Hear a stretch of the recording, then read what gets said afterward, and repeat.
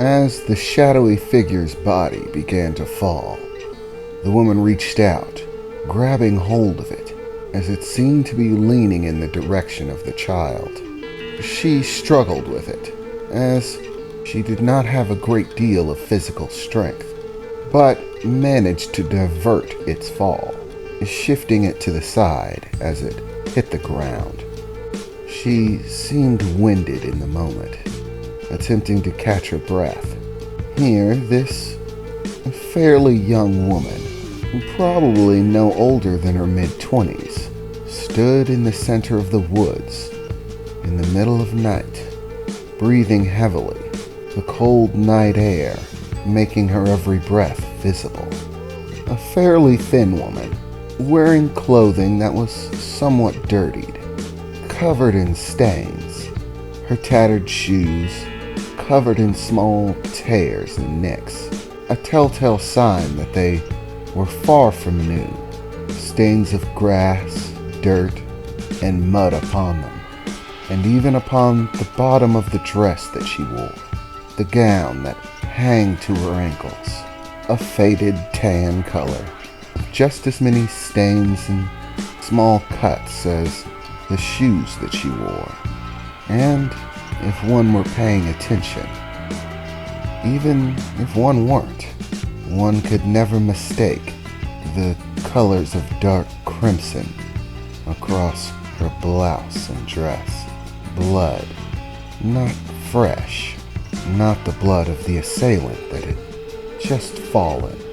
No, this blood had long since dried, staining the dress and blouse that she now wore. And still, the cries of the young child filled that night sky, those quiet woods echoing with its sounds, as the woman looked over to the child, scooting over to it slowly on her hands and knees. There. It's okay, little one.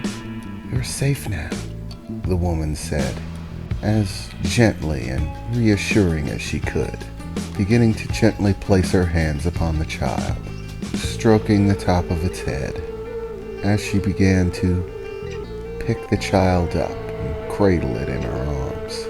Shh, it's okay, she said, attempting to soothe the child's tears. What are you doing all the way out here? Why was that man trying to hurt you? Where are your mother and father, I wonder? Or was that man your father? She said, whispering down to the small child, as its tears began to slow, growing a bit more calm, having the feeling of a somewhat more nurturing and caring presence. Is someone looking for you, little one? Is there someone out there, waiting for your return, lamenting your loss? I wonder if they will come, she said, still cradling the child, beginning to rock it ever so gently. And as the child's tears finally began to cease altogether, and its eyes began to open and begin peering up at the woman, gently holding it in her grasp, the dim glow of its blue eyes, slit like that of a snake's, looking up at this strange woman in the woods. The woman's eyes grew wide as she stared down at this little child, completely taken off guard by what she saw there. Your eyes. I've never seen such eyes. So, you're not a normal little child, are you? Are you special somehow? She asked, looking gently down upon it, still stroking its head. For a moment, she began to glance over at the shadowy figure, his body now slumped upon the ground. She stood up with the child in her grasp and slowly began to make her way over.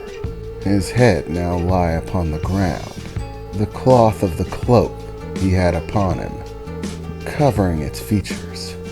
Using her shoe She gently lifted what remained of the cloth to see who lied under it. Once again, she was surprised at what she saw.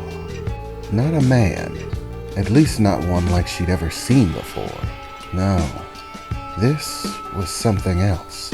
A deep red tone of skin, sharp, pointed teeth, some protruding from his mouth, unable to be contained by the lips upon it. Eyes that had a dull gold coloration to them, and a set of very small horns protruding from the front of his head. It was clear to her that this was not a human being. She had heard stories, rumors, legends of demons and monsters, but in all the time that she had lived, she had never yet seen one. And nonetheless, here one was, lying dead in the woods, by her very own hand nonetheless. More and more as she cradled the child in her grasp, she wondered what brought it here. Why such a beast would be out here attempting to do away with it. It seemed like such a small, sweet thing. Would this child that she held in her grasp grow to be some sort of terrifying monster, like the one that lay on the ground now? She thought as she cradled it in her arms. Was this child a monster? She thought to herself. If it was, would protecting it be okay? What might happen to her in the end? For a moment, she contemplated whether saving the child was actually something that she wanted to do. Surely without her, the child would simply perish here in the woods. It is only a baby after all. It doesn't seem to have any otherworldly strength or power that would protect it from the beasts of the wood. But as she looked down at that small child in her arms, looking back up at it with those captivating blue glowing eyes, small strands of silver hair on its head, all thoughts of simply leaving it, of whether or not it was okay to save this child, faded from her mind. No, she thought, I don't care. It doesn't matter. There in that moment, staring into the eyes of that child, she saw something, both in the child and in herself. This child needed someone to care for it, to protect it, to teach it. It needed to be loved, like any child. And in all truth, she herself needed a child to love, to care for.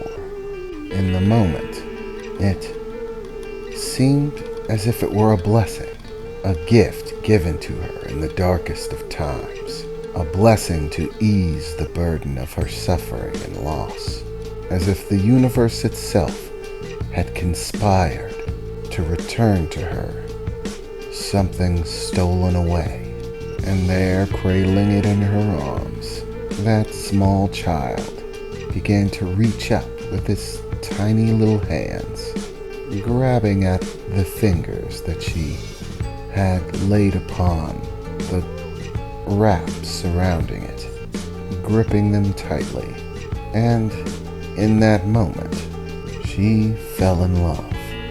Without question, there was no chance that she was letting this child go. It was her child now, hers to love and care for, and be loved and cared for in exchange. A blessing given to her by the gods themselves and all the forces that be in the universe.